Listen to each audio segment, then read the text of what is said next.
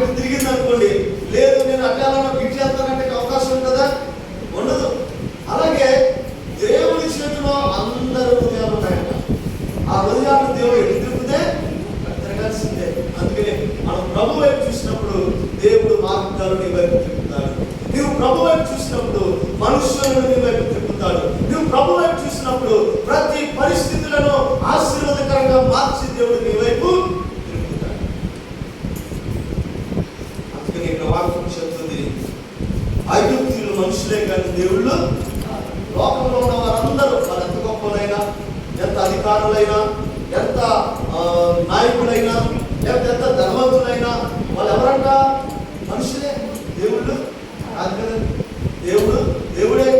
దేవుడికి లోకంలో ఎవరో సాటి రాదు. వాళ్ళంత బలవంతులైనా, ఎంత ధనవంతులైనా, ఎంత గొప్పవారైనా, ఎంత నాయకులైనా, ఎటువంటి వ్యక్తులైనా సరే దేవుడే, మనుషులు మనుషులే.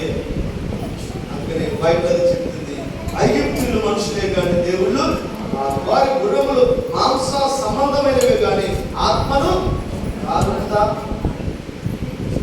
అందుకని మనం ఎవరిని ఆశ్రయించాలంటే సహాయం కొరకు దేవుణ్ణి ఆశ్రయించాలి. హల్లెలూయా.